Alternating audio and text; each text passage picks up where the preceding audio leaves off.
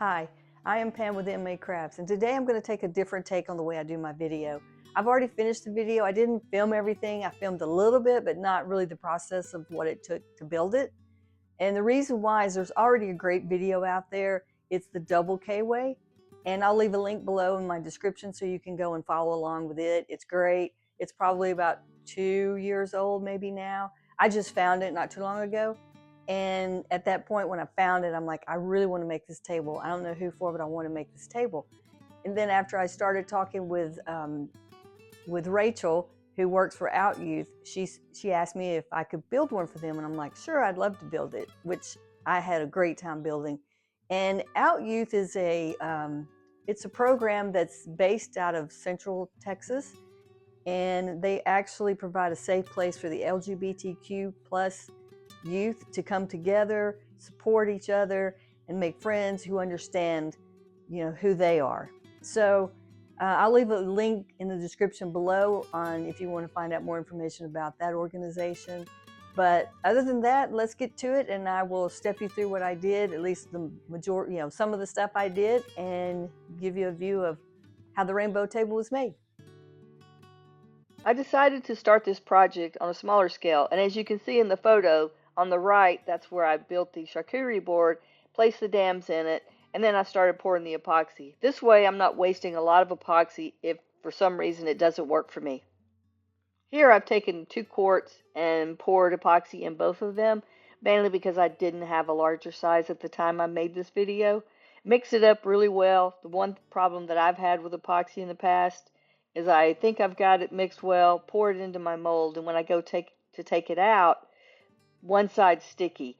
And the more I've read online about it, it's because it didn't get mixed properly. So now I probably over mix it, but I have plenty of time because I'm using the deep pour epoxy. So I just mix and mix and mix and mix to make sure it's actually correct. Then I've taken it and broken it down into 6 different cups, and so that I could add the color pigment to them. So I've done all 6 rainbow colors here, and then I've got to go back and do a mix for those to make sure the color is blended in nicely before I start my pour. After building my dams with aluminum foil, I decided it was time to do the test. So I took the epoxy, poured a little bit of each color in the bottom of it just so that the dams wouldn't collapse on me, and then I repeated the process going the other way, basically until I had used up all of the epoxy. If it appears in this video clip that I poured the epoxy fast, I assure you I did not. It's actually 8 times the speed of the original video. I poured it very slow, just again to keep the dams from collapsing, and just took my time to make sure. And then once it was done, then I just set it aside and gave it a wait for basically about 12 hours just to make sure that it was ready for me to pull the dams out.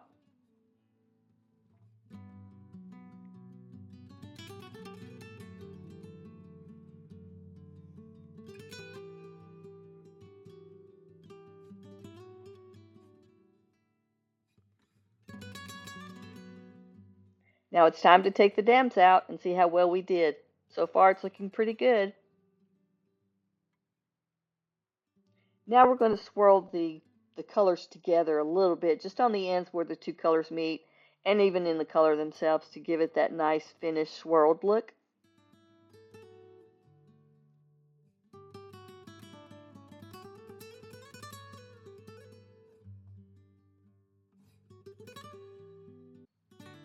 Now we're going to give it a 48-hour wait and then pour the tabletop epoxy over the top of it to bring it up to the wood itself.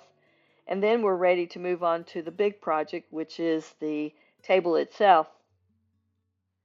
For the sake of time, I did the same thing that I did on the smaller scale, but on the larger one. I ended up doing 1 layer, and then I went back after 3 or 4 days and I added the second layer. And now we're up to the point where I need to add the tabletop epoxy to bring it all the way up. We're probably about a 1/4 of an inch shy of being at the top. So that's going to be the next step. And then it will almost be done other than doing the final touches on it. Going back to the charcuterie board, I took it out of the mold, poured the tabletop epoxy on it, and let it dry for 3 days. And here's the finished product. I think it turned out quite nicely.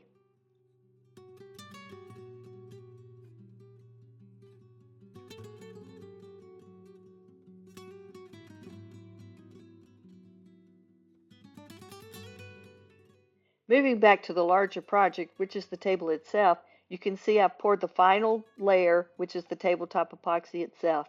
Now we just give it some time to cure, which I think I gave it 7 just to be absolutely sure it was ready before I took it out of the mold. Now that I've moved the table outside, it's time to start the sanding process. This took a lot longer than I thought it would, but in the end, the results speak for themselves.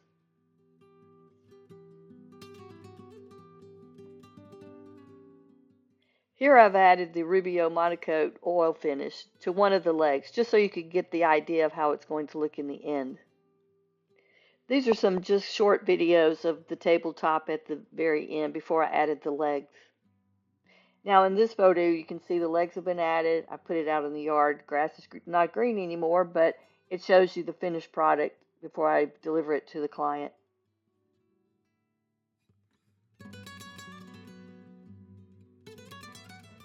Here we have a walk-around view of the table. You can't see the legs as well as I would like, but they do have the veneer rainbows inserted into them.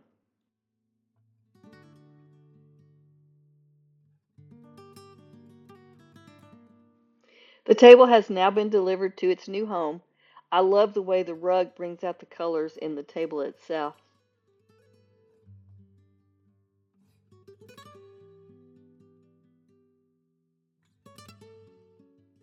A final photo op with Rachel, and we can call this project done. And remember, make it make right.